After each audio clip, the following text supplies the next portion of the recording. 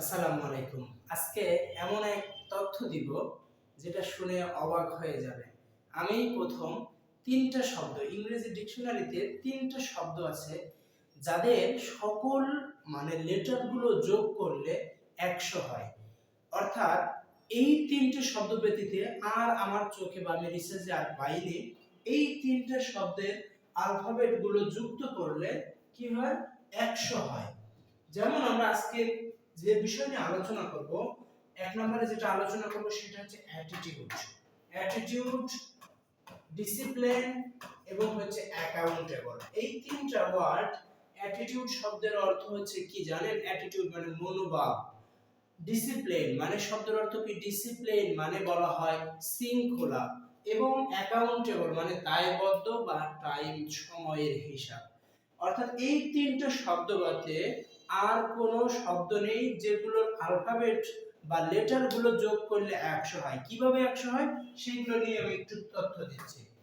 এই যে অ্যাটিটিউড শব্দের অর্থ হচ্ছে মনোভাব। এই মনোভাব থেকে এর যদি এক হয় সিরিয়াল অনুসারে, অর্থাৎ অ্যালফাবেট আমরা জানি এ থেকে হচ্ছে জেড পর্যন্ত মোট হচ্ছে 26টা লেটার আছে। এই 26টা লেটার যদি এ নাম্বার কত নাম্বার লেটার? এ হচ্ছে 2, এ নাম্বার 1, বি হচ্ছে 2, এরকম করে জেড হচ্ছে 26, এরকম লেটার গুলো আছে। এই অ্যাটিটিউড শব্দটাকে আমরা যদি বিশ্লেষণ করি, এই এ অন, টি 20, টি 20, আই হচ্ছে 9, এরকম সবগুলো যদি যুক্ত করি তাহলে তার টোটাল সাম হয় হচ্ছে 100। টোটাল যোগফল হয় 100। পৃথিবীতে 3টা ওয়ার্ডই আছে যাদের আমরা যদি যোগ করি তাহলে তার হয় 100। এখন হচ্ছে এগুলো কেন আমি করেছি? কারণ আমাদের মাথাতে একটা বিষয় আপনি যদি সফল হতে চান, একটা বিষয় প্রথমেই আপনাকে যেটা ধারণ করতে হবে সেটা আপনার অ্যাটিটিউড। আপনার মনোভাব যদি শুদ্ধ করতে পারেন, আপনার মনোভাব যদি ঠিক করতে পারেন তাহলে আপনি সফল হবেন। সেই জন্য আমি লিখছি সঠিক মনোভাবই সাফল্যের 100% ভিত্তি। আর তারই শতকরা মানে আমরা যদি তারই বর্ণনা বা লেটার গুলো যোগ করি তাহলে তার যোগফল হয় 100। তাহলে 100 থেকেই 100 অর্জন করা সম্ভব, 80 থেকে 100 অর্জন করা সম্ভব নয়। তাই আপনাদের কি করতে হবে? সফল হতে গেলে অ্যাটিটিউড ঠিক করতে হবে। আপনার মনোভাব যদি বলেন যে আমি বিশ্ববিদ্যালয়ে চান্স পাবো, আপনি বিশ্ববিদ্যালয়ে চান্স পাবেন। আমি বিসিএস ক্যাডার হব, আপনার মনোভাব যদি ঠিক থাকে তাহলে আপনি বিসিএস ক্যাডার হতে পারবেন। আপনি যদি বলেন আমি ইঞ্জিনিয়ার হব, প্রথমেই আপনার যে কাজ হবে সেটা আপনাকে অ্যাটিটিউড, মনোভাব ঠিক করে দিতে হবে। আমি আজকে ভিডিও করছি না, আমি প্রথম, এরপরে থেকে যেটাই হবে সেটা আমার থেকে কপি হবে। অ্যাটিটিউড মানে হচ্ছে মনোভাব। এটা মূল সবগুলো অ্যালফাবেট যুক্ত করলে এটা কি হয়? 100 হয়। তাই সঠিক মনোভাবই সাফল্যের 100% ভিত্তি তৈরি করে দেয়। 2 নম্বর আমরা যেটা জানবো সেটা হচ্ছে ডিসিপ্লিন। ডিসিপ্লিন শব্দের বাংলা অর্থ শৃঙ্খলা। অর্থাৎ এই ডিসিপ্লিন শব্দগুলোকে সবগুলো যদি যোগ করি তাহলে তার মান হয়, এটাও মান হয় 100। তাহলে আমি যখন নিজেকে আমার মনোভাবটা ঠিক করব তারপরেই কিন্তু চলে আসবে আমার শৃঙ্খলা। আমি যদি মনোভাব ঠিক করেই নেই, আমার যদি দৃঢ় প্রত্যয়ই থাকে, তখনই কিন্তু আমি শৃঙ্খলা এলোমেলো ভাবে আর না পড়ে আমি শৃঙ্খলার মধ্যে একটা হচ্ছে নিয়মবর্তিতার মধ্যে চলে আসবো।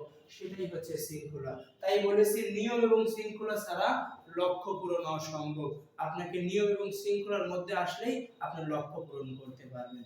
3 নম্বর যেটা সেটা হচ্ছে অ্যাকাউন্টেবল। অ্যাকাউন্টেবল শব্দের অর্থ দায়বদ্ধ। আমি হিসাব বলতে পারি যে সময়ের প্রতি দায়বদ্ধ। অর্থাৎ আপনি যখন মনোভাব ঠিক করবেন, যখন আপনার শৃঙ্খলা ঠিক করবেন, অটোমেটিক আপনি সময়ের প্রতি দায়বদ্ধ হয়ে পড়বেন যে আমাকে আর এলোমেলো ভাবে ঘোরাফেরা করা যাবে না, আমাকে সময়ের প্রতি খেয়াল রাখতে হবে।